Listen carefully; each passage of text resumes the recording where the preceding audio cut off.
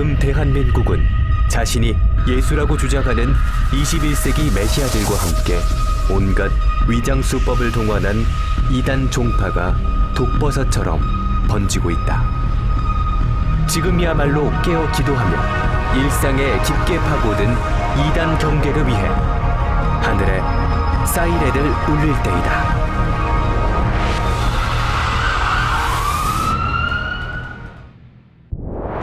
안녕하십니까. 이단에 대한 대처 능력과 분별력을 키워낼 굿TV의 선한 사역 프로그램 이단 사이렌의 박지연입니다.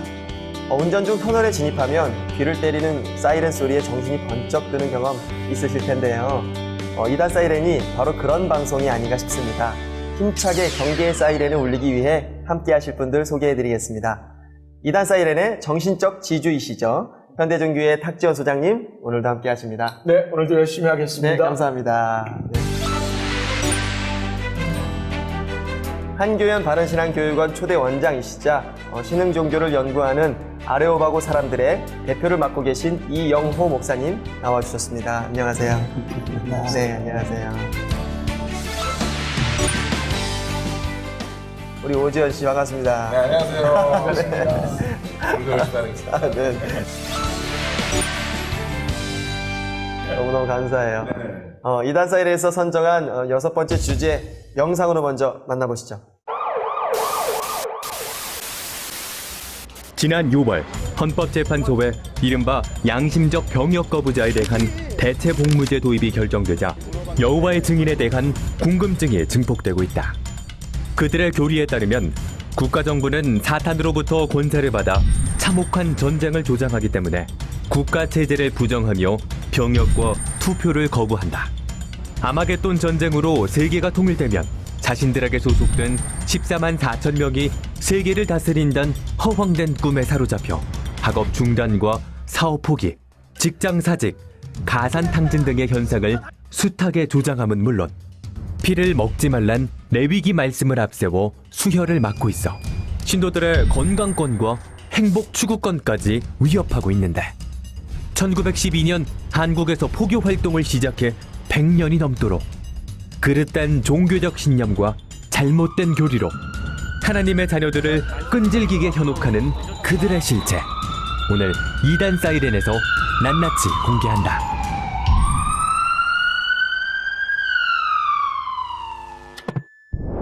네, 오늘의 주제, 최근 헌재의 양심적 병역 거부 인정을 통해 핫 이슈로 떠오른 여호와의 증인입니다.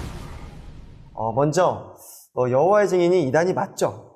이단이 아니라고 생각하는 분들이 은근히 많이 계시더라고요. 맞는 거죠?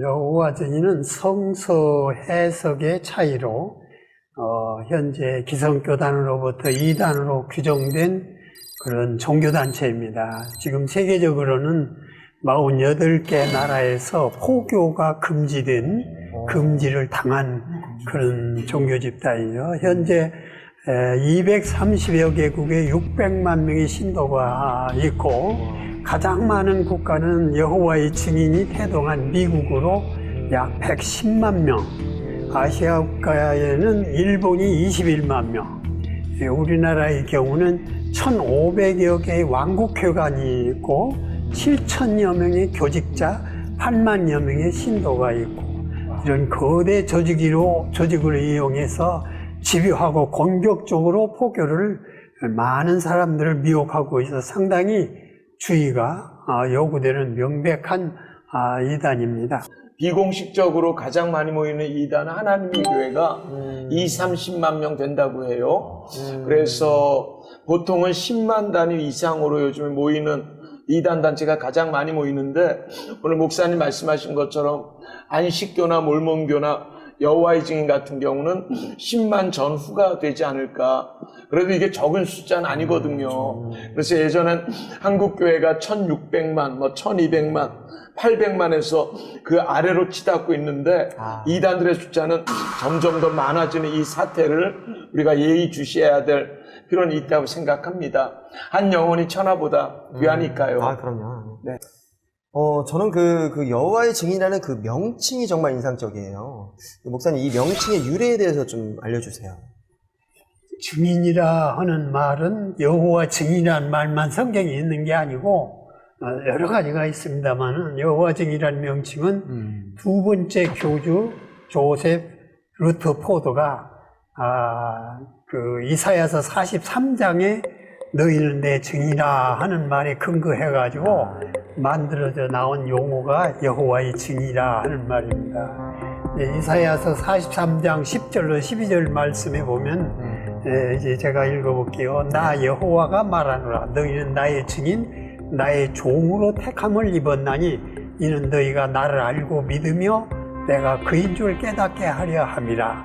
나의 전에 지음을 받은 신이 없었느니라. 나의 후에도 없으리라. 나 곧 나는 여호와라. 나 외에 구원자가 없느니라. 내가 알려주었으며 구원하였으며 보였고 너희 중에 다른 신이 없었나니 그러므로 너희는 나의 증인이요 나는 하나님이니라. 여호와의 말씀이니라. 예수님께서 이 땅끝까지 이르러 내 증인이 되리라 이렇게 하셨잖아요. 예. 그 증인 그건가요? 혹시? 예, 차차 설명하겠지만은 여호와 증인은 예수 그리스도의 신성을 부정하는 그런 단체입니다. 역시 목사님은 정말 방송을 좀 아시는 것 같습니다. 오늘 처음 방송이시라는데 정말 스포일러를 이렇게 터뜨려 주시네요. 사실 영화 볼 때 거기 하면 재미없거든요. 근데 여호와의 증인들이 찾아왔을 때 우리가 여호와의 증인이죠. 그럼 이 사람들을 인정하는 그런 분위기도 있네요. 인정 말고 그냥 이단이라고 이렇게 얘기하는 것도 낫지 않나. 어떻게 보면 시청자들이 궁금해서 계속 보실 수밖에 없을 것 같아요. 네. 이제 꼼꼼하게 지켜보면 좋을 것 같습니다. 네. 갈 길이 참 먼니다. 먼저 역사부터 짚어보겠습니다. 여호와의 증인은 Made in USA, 물 건너온 이단이에요. 되게 어떻게 보면은 이단인데 친근한 이단? 그러니까 너무 이게 많으니까 네, 너무 많아요. 무슨 건물마다 다 너무 겉만 보고 판단하면 안 되죠. 그러니까 이 한국에는 그 언제 어떻게 전파가 됐는지 좀 궁금합니다. 우리나라에는 6.25 때 미군들과 더불어서 많은 이단들이 들어왔는데 여호와 증인도 물론 뭐 그 전에 들어왔지만 몰몬교나 이런 것들이 들어있습니다. 근데 여호와 증인은 1872년 미국에서 찰스 러셀이라고 하는 사람이 22살 때 안식교의 영향을 받아가지고 창설을 했습니다. 잘 보면은 러셀이 18살 때 정시 신학교육도 받지 않은 상태에서 성경 공부반을 조직을 했는데 그것도 이상한데 또 이상한 것은 그 회원들이 이 러셀을 목사로 추대했다 하는 거예요. 그래서 그 그룹이 오늘날 여호와의 증인으로 성장을 하게 된 그런 겁니다. 여호와의 증인이 한국에 들어온 해는 일제 강점기 1912년입니다. 홀리스트 선교사 부부가 내한을 해서 문서 선교를 시작을 했는데 1923년에는 아예 인쇄공장까지 설립을 했어요. 이를 통해서 다양한 포교 책자가 출판되기 시작을 했고 포교 활동이 활발해지면서 교세도 성장하게 된 그런 배경이 있습니다. 특히 한국전쟁 이후에 크게 성장을 했는데 전쟁 중에도 도널드 L. 스텔 부부라고 하는 사람이 난민들과 함께 이북에서 남한으로 넘어오면서 성장을 해가지고 1951년 대전, 군산, 전주, 대구, 부산 등지에 여호와의 증인 회중이 조직이 됐다 이렇게 볼 수가 있는데 그 무렵만 해도 우리나라에는 인쇄물이 많지 않았습니다. 그런데 여호와 증인들이 인쇄 공장을 세워가지고 인쇄물을 통해서 문서 선교를 하게 되니까 한국 사람들이 많이 접촉이 됐다 이렇게 볼 수가 있습니다. 목사님, 그러니까 우리가 지금 외국에서 들어온 이단 중에 100년이 넘은 이단이 안식교하고 여호와의 증인 이 두 개가 가장 오래된 것 같네요. 이 100년이 넘도록 한국의 격동의 근현대사를 함께한 정말 친숙한 이단이라고 볼 수가 있는데 문서 선교라고 하셨는데 이 파수대 맞죠? 파수대 소책자 한번 안 보신 분들이 없을 텐데 익숙해요.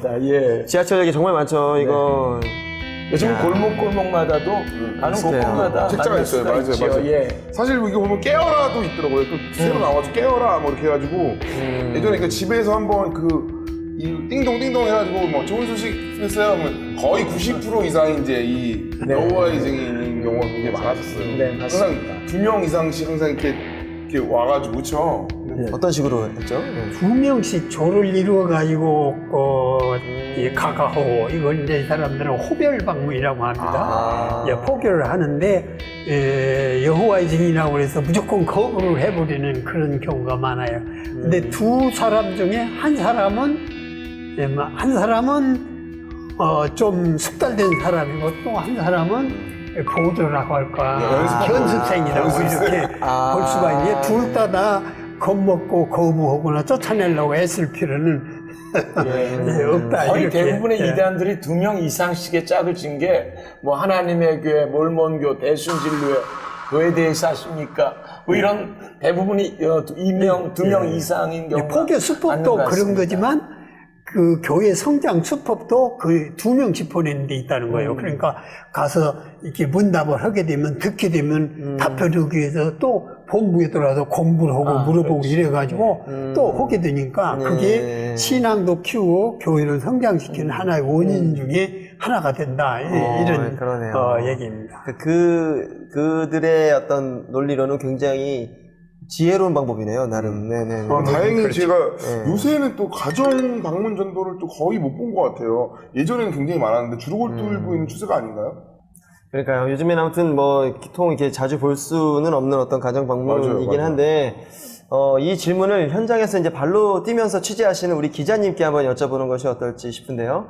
이 현대전기 조민기 기자님 오늘 또 바쁘십니다. 직접 얘기 한번 들어보도록 하겠습니다. 전화 연결됐나요? 네, 여보세요. 조 기자님 안녕하세요. 예, 안녕하세요. 네네, 수고 많으십니다. 여호와의 증인의 가정 방문 전도가 좀 사그라드는 것 같은 그런 얘기를 들었는데 실제로 그런가요? 예, 그렇습니다. 여호와의 증인은 최근 5년 사이에 국내외 동시다발적으로 가가호 방문 포교 방법이 아니라 지정한 장소와 시간에 홍보지를 나눠주는 거리 포교열을 올리고 있습니다.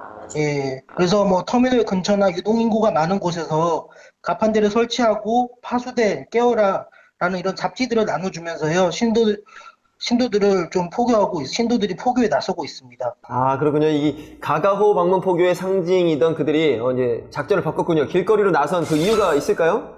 예, 통계청의 지역별 고용조사 자료에 따르면은요, 2015년 10월 기준 혼인 상태의 가구가 1158만 8천 가구로 나오거든요. 근데 이 가구에서 43.9%가 맞벌이 부부로 나타났습니다.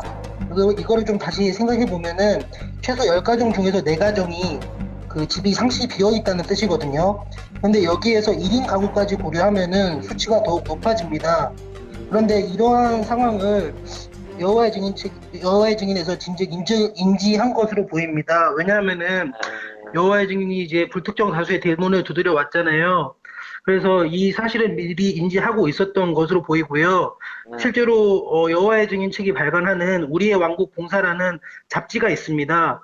여기 잡지에 보면은 호별 방문을 하다 보면은 사람들이 집에 없는 경우가 많습니다.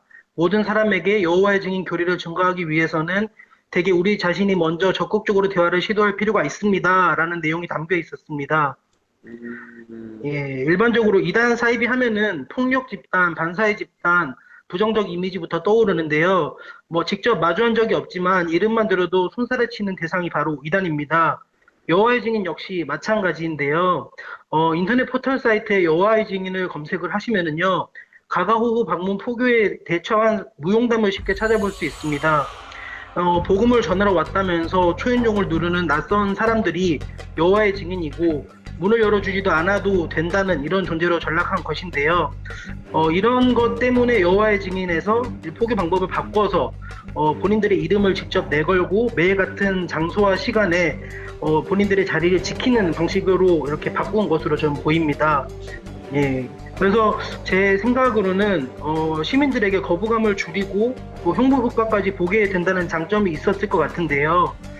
아마도 여호와의 증인 쪽에서는 처음에는 싫어하지만 또 무관심했지만 대상의 반복 노출이 거듭될수록 호감도가 증가하는 심리 현상인 에펠탑 효과를 노리지 않았나라는 생각을 좀 해봤습니다.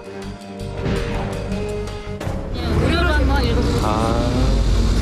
아니 원하시는 소설 있으시면은 보시면 jw.org 웹사이트에 대해서 소개하고 있거든요.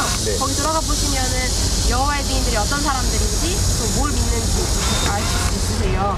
원하신다면은 청소 연구를 신청하셔서 같이 공부를 해보실 수도 있으시고요. 여기 들어가면 나오는 거예요? 성사용도 신청하는 거에 대한 동영상이거든요. 성경에 담긴 지혜를 얻으면 미래도 밝아지고 생활도 행복해집니다.